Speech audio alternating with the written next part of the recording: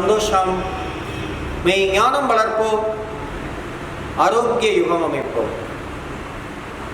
அன்னையை வணங்குவோம், தந்தையை வணங்குவோம், நம்மை வழிநடத்தும் நம் முன்னோரை வணங்குவோம்.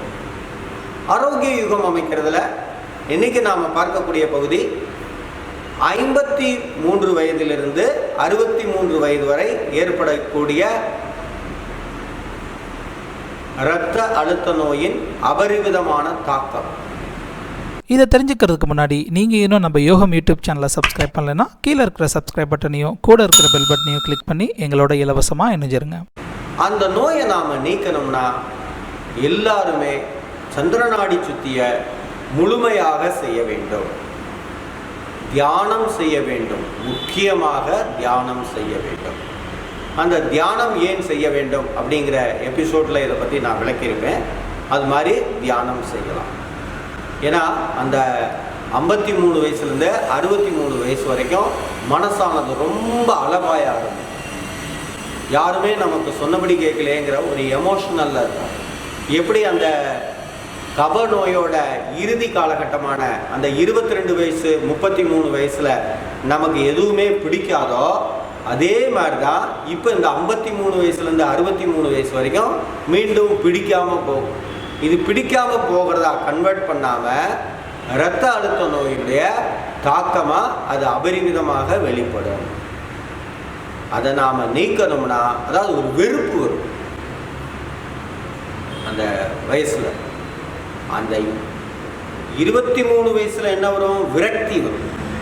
எதுவுமே பிடிக்கலை, விரக்தி வேற, வெறுப்பு வேற.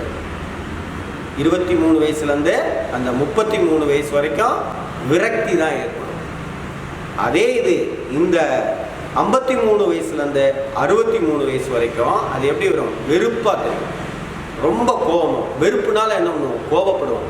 விரக்தி வரப்ப யாரும் கோபப்பட மாட்டோம், ஒரு சோம்பேறித்தனமாக அலைவோம். அதனால தான் அந்த வயசில் என்ன சொன்னேன், பிராணாயாமம் சொல்லி கொடுக்கணும்னு. இப்போ இந்த 53 வயதுலேருந்து 63 வயது வரைக்கும் நாம் என்ன பண்ணோம்? தியானம் நிறைய செய்யணும். அப்போ தியானம்ங்கிறதே இப்போ தான் சொல்கிறோம். அதுக்கப்புறம் வாழ்க்கையில் முறையில் தியானம் ஏன் செய்யணும்னு அந்த தியானம் செய்வதன் பலன் அப்படிங்கிற வீடியோவில் நான் விளக்கமாக சொல்லியிருக்கேன். அதை பார்த்து தெரிஞ்சுக்கோங்க. ஆனால் கண்டிப்பாக அந்த 53 வயசுலேருந்து 63 வயசு வரைக்கும் முத்ரா மெடிடேஷன் எல்லாரும் செய்யணும். அதனுடைய விளக்கம் மீண்டும் ஒரு தடவை இப்போ பார்த்துடலாம். செய்முறை விளக்கம். காலம்பரையும் மத்தியானம் சாயந்தரம், ஏன்னா மேக்ஸிமம் அந்த 53 வயசுங்கிறது கிட்டத்தட்ட ரிட்ரீட்மெண்ட் வயசு மாதிரி தான். ஸோ அந்த 50 வயசுக்கு மேலே வீட்டில் இருக்க வாய்ப்பு இருக்கிறவங்க அல்லது அலுவலகம் சொந்தமாக இருக்கிறவங்கெல்லாம் 3 நேரம் இந்த பயிற்சி செய்யலாம். இல்லை எங்கேயாவது பணி புரிஞ்சால் காலம்பரையும் ராத்திரியும் இந்த தியானத்தை கண்டிப்பாக செய்யணும். அவங்க பாருங்கள், சுகமாக உட்காந்துக்கிறேன். காலை முடிஞ்சால் மடக்கி உட்காருங்க, இல்லைன்னா கட்டிலில் தொங்க போட்டு உட்காந்துங்க. பத்மாசனத்தில் தான் செய்யணும்னு நினைக்க வேண்டாம். இப்போ ஒரு விஷயம் நல்லா இருக்குது அப்படின்னு சொல்லணுன்னா நான் என்ன பண்ணுவேன்? சூப்பர் இப்படி தானே காமிப்பேன். இப்படி காமிப்பேனா, இல்லை இப்படி காமிப்பேனா, இல்லை இப்படி இப்படி ஏதாவது காமிப்பேனா? அதெல்லாம் செய்ய மாட்டேன். என்ன செய்வேன்? ஒரு விஷயம் நல்லா இருக்குன்னா இப்படி காமிப்பேன். இந்த 2 விரலும் என்னென்னா தன்னிச்சையாக ஈஸியாக அசையக்கூடியது. இந்த 2 விரலையும் நான் மடக்கிறப்ப எந்த மசிலும் டைட்டாக லூஸாக இருக்கும். மசில் டைட்டானால் சர்க்குலேஷன் ஸ்டாப் ஆகும். ஸோ சர்க்குலேஷன் ஸ்டாப் ஆனால் இன்னும் டென்ஷன் அதிகரிக்கும். அப்போ நாம் இங்கே என்ன பண்ணோம்? எந்த மசிலையும் டைட்டாக வைக்கக்கூடாது. இதில் அடுத்து நாம் பண்ணக்கூடிய தவறு என்னென்னா, தியானம் பண்ணணும்னு ஸ்ட்ரெயிட்டாக எரெக்டாக உட்காருன்னு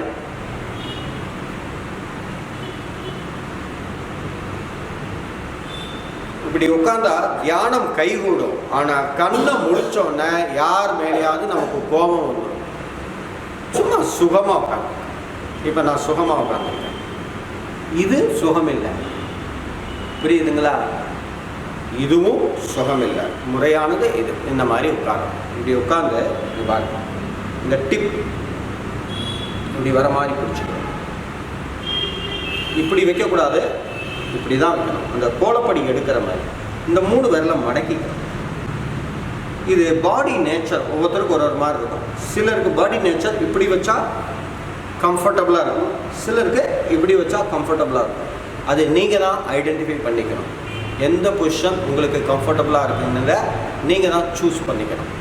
உடனே இப்படி வச்சாதான் ரைட், இப்படி வச்சாதான் ரைட்டுன்னு ஆர்கியூ பண்ணக்கூடாது. ஒரு பாடியும் ஒரு நேச்சர். ஸோ இப்படி வச்சு செய்யலாம், இப்படி வச்சு செய்யலாம். இது உங்களுக்கு கம்ஃபர்டபுளான பாய்ச்சலோ அந்த பாய்ச்சலில் உட்காந்துக்கங்க. கண்ணை மூடிக்கங்க. கொஞ்சம் நேரம் அப்படியே அந்த துடிப்பை கவனிங்க. இந்த 2ம் சேர்ந்துருக்கிற இடத்துல ஹார்ட் பீட் ஃபீல் ஆகும். இதை பற்றி நான் ஒரு முறை பாடம் நடத்துகிறப்ப இந்த குழந்தைகளுக்கு தியானம் சொல்லி கொடுங்கன்னு என்னை போட்டு ரொம்ப ஃபோர்ஸ் பண்ணாங்க. அப்போ ஒரு குழந்தை எனக்கு பாடம் நடத்தினது. ஆதிசங்கரருக்கு ஒரு இடத்துல வலிக்கு விழுந்த மாதிரி இந்த இடத்துல உடனே என்னையும் ஆதிசங்கரோட ஒப்பிட வேண்டாம், நானும் அப்படி சொல்லலை. நாம் செய்கிறதுல எப்படிலாம் தவறு ஏற்படுங்கிறதுக்கு சொல்ல வரேன். ஏன்னா தவறுனால தான் நம்ம கோபமே படுறோம். நம்ம தவறை நாம் ஏற்றுக்கிறதுக்கும் தயாராக இல்லை, அதனால தான் கோவப்படுறோம். அந்த குழந்தை என்ன பண்ணுதுன்னா, நான் என்ன சொன்னேன், ஹார்ட் பீட் தெரியும் அப்படின்னு சொன்னேன். உடனே அந்த குழந்தை இப்படி பண்ணிடு, என்னம்மா பண்ணுற அப்படின்னு கேட்டேன். இல்லை தாத்தா, ஹார்ட் பீட் தெரியும்னு சொன்னீங்க, நான் அதை பார்த்துக்கிட்டு இருக்கேன் அப்படின்னு. அப்புறம் என்ன சொன்னேன், இல்லைப்பா ஹார்ட் பீட் கேட்கும் அப்படின்னு. இப்படி வச்சு கேட்க ஆரம்பிச்சிடுது. ஏன்னா அதுக்கு தெரியும்னா விஷன், கேட்கும்னா ஹியரிங், அது மைண்டில் அதுதான். இப்போ ஒரு மனிதனுக்கு கோபமே என்ன காரணம்னா, ஒரு விஷயத்தையும் அவங்க மைண்டில் எப்படி பார்த்தாங்களோ அது மாதிரி தான் அவங்க பிரதிபலிப்பாங்க. இந்த இடத்துல இந்த கதையை நான் எதுக்கு சொல்கிறேன்னா, நாம் ரிசீவ் பண்ண ஒரு விஷயத்தையும் நம்ம மைண்டில் எப்படி ப்ரோக்ராம் பண்ணோமோ அது மாதிரி தான் அந்த எதிர்த்தாப்புலையும் வரணும்னு நினைப்போம். இது காலத்தின் கட்டாயம். ஒவ்வொரு விஷயமும் ஒவ்வொருத்தருக்கும் மாறும். அது மாறுறத நம்மளால் ஜீரணிக்க முடியல, அதனால தான் நமக்கு கோபம் வருது. அப்போ அந்த கோபத்தை தணிக்கணும் அப்படின்னா நாம் இது மாதிரி உட்காரணும். இப்படி உட்கார்ந்து அந்த ஹார்ட் பீட்டை உணர வேண்டும். அப்புறம்தான் நான் எப்போ பாடம் நடத்தினாலும் ஹார்ட் பீட்டை ஃபீல் பண்ணு அப்படிங்கிற வேர்டு கொடுக்க ஆரம்பித்தேன். அதுக்கு முன்னால் பூரா ஹார்ட் பீட் தெரியும், ஹார்ட் பீட் கேட்கும்னு சொன்னேன்.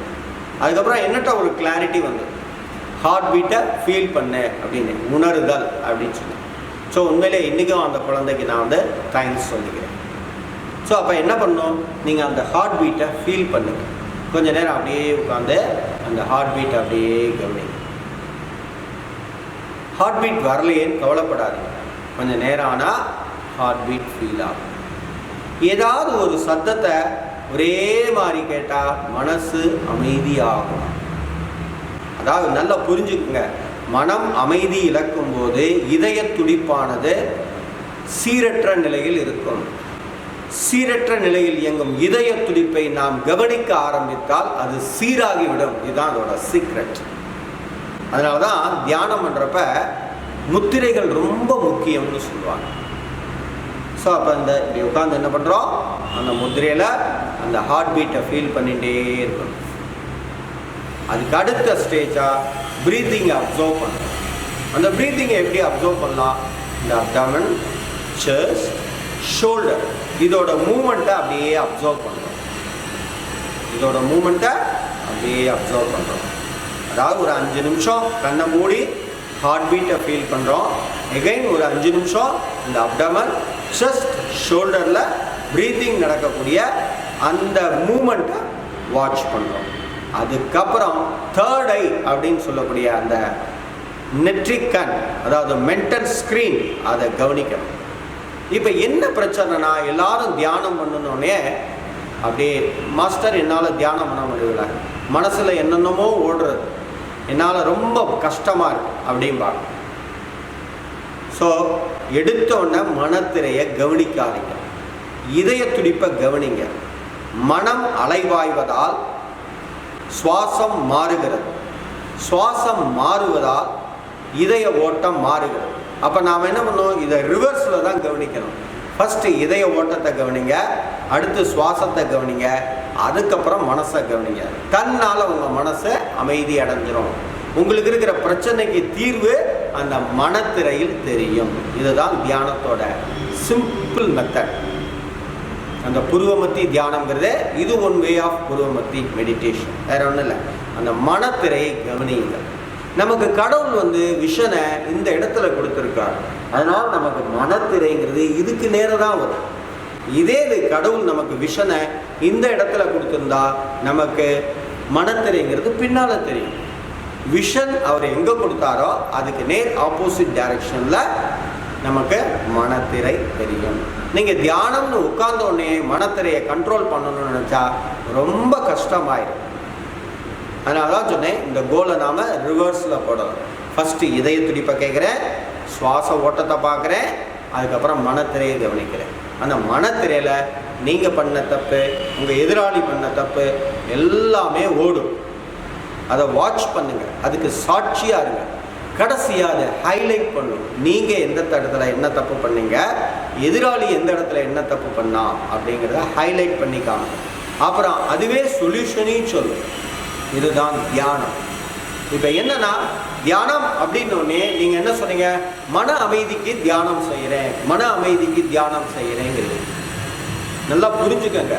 ஒரு பிரச்சனைக்கு சொல்யூஷன் தெரியல, அதனால மனம் அமைதி இழந்தது. நீங்கள் இப்போ ட்ரீட்மெண்ட் கொடுக்குறப்ப பிரச்சனைக்கான தீர்வை தான் கண்டுபிடிக்கணும். மன அமைதி கிடைச்சோடனே எந்திருந்து போயிடாதீங்க. இப்போ என்னன்னா, இப்படி உட்காருங்க இல்லையா, ஒரு அரை மணி நேரம் உட்காந்தோன்னா மன அமைதி கிடைச்சிடுது. உடனே நீங்கள் தியானத்தை கழிச்சிட்டு எந்திருந்து போயிருக்கீங்க.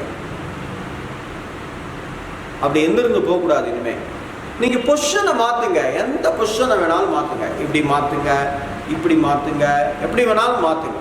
ஆனால் ஒரு ஸ்டேஜுக்கு அப்புறம் முத்திரை எனக்கு முக்கியம் இல்லை. அந்த மனத்திரைக்கு போயிட்டீங்கன்னா முத்திரையை நீங்கள் க்ளோஸ் பண்ணிடலாம்.